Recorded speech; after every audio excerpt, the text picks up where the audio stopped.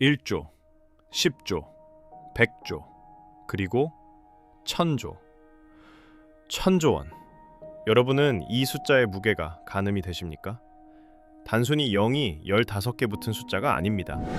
이것은 대한민국 정부가 1년 동안 쓰는 국가 예산의 2배에 달하는 돈입니다. 핀란드나 포르투갈 같은 유럽의 한 국가가 1년 내내 벌어들이는 국내 총생산을 가볍게 뛰어넘는 천문학적인 가치. 인류 역사상 소수의 기업만이 허락받은 신의 영역. 대한민국의 삼성전자가 시가총액 1000조 원이라는 거대한 이정표를 세운 날입니다. 지금 여러분의 눈앞에 펼쳐진 이 풍경을 보십시오.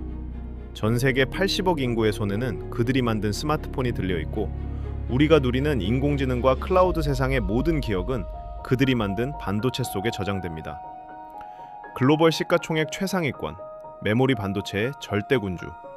지금의 삼성은 너무나도 화려하고 완벽하며 난공불락의 요새처럼 보입니다. 하지만 잠시 이 눈부신 조명을 꺼보겠습니다.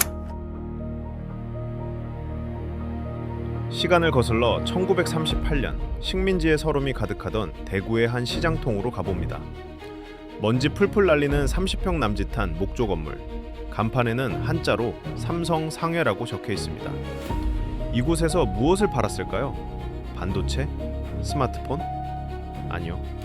이곳은 밀가루를 빻아 국수를 말고 대구 인근에서 난 사과와 말린 생선을 만주로 내다 팔던 작은 가게였습니다. 직원이라곤 고작 4명. 트럭 한 대가 없어서 자전거에 물건을 싣고 배달을 다녀야 했던 그 초라한 시장. 믿어지십니까? 지금 1000조 원이라는 금자탑을 쌓아 올린 저 거대 제국의 뿌리가 고작 국수 냄새와 비릿한 건어물 냄새가 진동하던 구멍가게였다는 사실이 말이죠. 도대체 지난 80여 년 동안 이들에게 무슨 일이 있었던 걸까요? 오늘 우리는 국수 가게가 세계를 집어삼킨 거인이 되기까지 그 화려한 숫자 뒤에 감춰진 피와 땀, 그리고 광기에 가까웠던 사람들의 이야기를 꺼내보려 합니다. 가슴 뜨거울 준비 되셨습니까? 1000조의 기적, 그 위대한 여정을 시작합니다. 1983년 2월 8일 도쿄. 73세 노인 호암 이병철 회장은 며칠째 잠을 이루지 못하고 있었습니다. 창밖에는 차가운 겨울비가 내리고 그의 머릿속은 시끄러웠습니다. 설탕과 옷감을 팔아 국내 최고의 부자가 되었지만 마음속엔 깊은 절망이 자리 잡고 있었죠. 기름 한 방울 안 나는 나라, 자원도 기술도 없는 대한민국이 앞으로 무엇을 먹고 살 것인가? 그는 본능적으로 느꼈습니다. 이대로는 죽는다. 우리도, 나라도. 오랜 장고 끝에 그는 결단합니다. 우리는 반도체를 한다. 이른바 도쿄 선언입니다. 하지만 세상의 반응은 차가웠습니다. 아니, 조롱에 가까웠죠. 당시 삼성은 컬러 TV 하나도 일본 부품을 가져다 조립하는 수준이었습니다. 그런 회사가 산업의 쌀이라 불리는 최첨단 반도체를 만들겠다고? 미국의 인텔은 과대망상증 환자라며 비웃었고, 일본의 미쓰비시 연구소는 삼성이 반도체 사업에서 망할 수밖에 없는 5가지 이유라는 보고서까지 냈습니다. 국내 전문가들조차 TV 기술도 없으면서 무슨 반도체냐, 국가 경제를 좀먹는 도박이다 라며 뜯어말렸습니다. 누가 봐도 그것은 계란으로 바위치기, 아니 자살행위였습니다. 하지만 삼성에는 물러설 곳이 없다는 절박함이 있었습니다. 경기도 기흥의 허허벌판. 장비가 없어 직원들이 직접 곡괭이를 들고 땅을 파며 공장을 지었습니다. 목표는 64KD램 개발. 미국과 일본이 6년이나 걸려 만든 기술을 삼성은 단 6개월 만에 따라잡겠다고 선언했습니다. 이건희 당시 이사는 매주 서울과 기흥을 오가며 기술자들을 독려했습니다. 연구원들은 집에 가는 것을 포기했습니다. 하루 2시간 쪽잠을 자며 코피를 쏟고 과로로 쓰러지면서도 그들은 현미경을 놓지 않았습니다. 일본 기술자들이 기술 유출을 막으려 도면을 가리면 어깨 너머로 훔쳐보고 밤새 복귀하며 손으로 도면을 그렸습니다. 말이 좋아 개발이지 그것은 목숨을 건 전쟁이었습니다. 그리고 1983년 12월 1일 마침내 기적이 일어났습니다. 대한민국 최초, 세계 3번째 64KD램 개발 성공! 기술 식민지나 다름없던 한국이 세계 반도체 전쟁의 링 위에 화려하게 데뷔하는 순간이었습니다. TV도 못 만드는 놈들이라던 비웃음은 저들은 대체 잠을 자긴 하는가? 라는 공포로 바뀌었습니다. 천조 신화의 첫 번째 단추는 그렇게 맨주먹에 오기와 집념으로 끼워졌습니다. 하지만 반도체의 성공에도 불구하고 삼성의 다른 제품들은 여전히 이류, 싸구려였습니다. 1993년 미국 LA의 한 전자제품 매장. 가장 구석진 곳에 먼지를 뒤집어 쓴 채 처박혀 있는 삼성 TV를 목격한 이건희 회장은 충격에 빠집니다.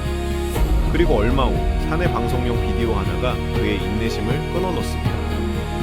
세탁기 뚜껑이 맞지 않자 직원이 칼로 플라스틱을 깎아내 억지로 조립하는 장면. 이건희 회장은 독일 프랑크푸르트로 전 임원을 긴급 소집합니다. 그 자리에서 그는 밤새도록 소리를 지르며 울분을 토해냅니다. 우리는 아직 멀었다. 이대로 가면 삼성은 2류도 아닌 3류로 전락해 사라질 것이다. 그리고 대한민국 경영사에 길이 남을 선언을 합니다. 바꿔라. 철저히 바꿔라. 극단적으로 얘기해서 마누라와 자식 빼고 다 바꿔라. 양 위주의 경영을 버리고 질로 가겠다는 피 끓는 선언. 이른바 신경영의 시작이었습니다. 하지만 수십 년 된 습관이 말 한마디로 바뀔까요? 현장에서는 여전히 불량품이 나왔고 적당히 하면 되지 라는 안일함이 남아 있었습니다. 결국 이 회장은 전무후무한 충격요법을 꺼내듭니다. 1995년 3월 구미 공장 운동장. 그곳에는 직원들이 피땀 흘려 만든 휴대폰 15만 대, 당시 돈으로 500억 원어치가 산더미처럼 쌓였습니다. 이건희 회장의 지시였습니다. 돈 받고 파는 물건을 이따위로 만드나? 전부 태워라! 시뻘건 불길이 휴대폰을 집어삼켰습니다.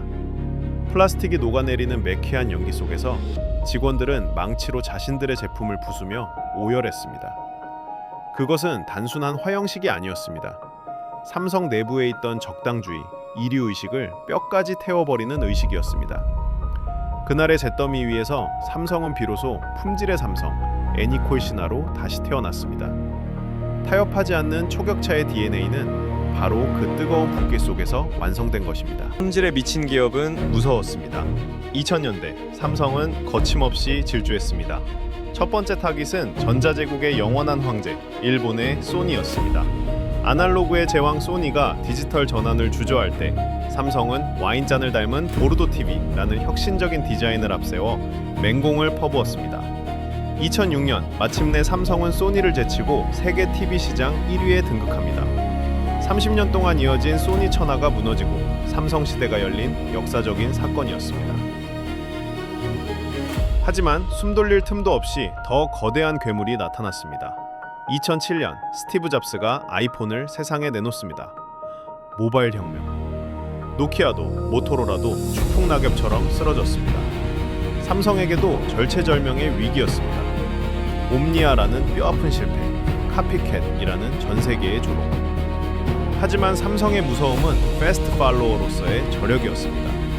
밤낮 없는 연구 끝에 갤럭시 S 시리즈를 성공시키며 안드로이드 진영의 유일한 대항마로 부상합니다.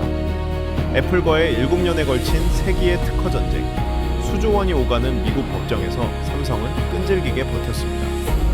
그 진흙탕 싸움을 통해 삼성은 오히려 애플의 유일한 적수는 삼성뿐이다 라는 사실을 전 세계에 각인시켰습니다. 동시에 반도체 전장에서는 잔혹한 치킨 게임을 벌였습니다.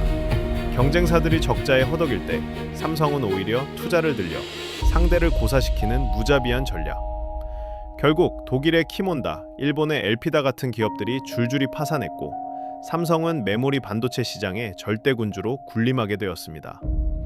스마트폰과 반도체, 이 두 개의 거대한 엔진이 동시에 불을 뿜으며 삼성의 시가총액은 수직 상승하기 시작했습니다. 1000조라는 꿈의 숫자가 사정권 안에 들어온 것입니다. 그리고 오늘 우리는 시가총액 1000조 원이라는 경이로운 숫자를 목격하고 있습니다. 대구의 작은 국수 가게에서 시작해 대한민국 경제의 심장이자 전 세계 기술의 혈관이 되기까지 이 1000조라는 숫자는 단순히 주식시장의 차가운 데이터가 아닙니다. 그 속에는 가난을 벗어나려 몸부림쳤던 우리 아버지 세대의 피땀이, 불량통을 불태우며 눈물을 흘렸던 엔지니어들의 혼이, 그리고 안 된다는 세상의 편견을 된다로 바꿔버린 불굴의 도전 정신이 녹아 있습니다. 하지만 삼성에게 천조는 종착역이 아닙니다. 지금 삼성은 또다시 위기와 마주하고 있습니다. TSMC와의 파운드리 경쟁, 거세지는 중국의 추격, 그리고 AI라는 거대한 파도. 과거의 영광이 미래를 보장해주지는 않습니다. 하지만 역사를 되돌아보십시오. 삼성에게 위기가 아니었던 적은 단 한순간도 없었습니다.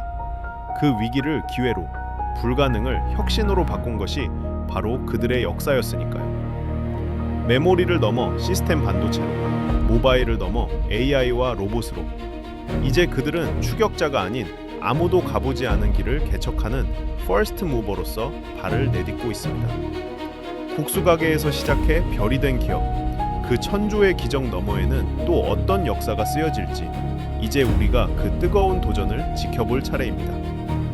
오늘 가슴이 뜨거워지셨다면 구독과 좋아요 부탁드립니다. 지금까지 세계의 흐름을 읽어주는 지식 연결자였습니다.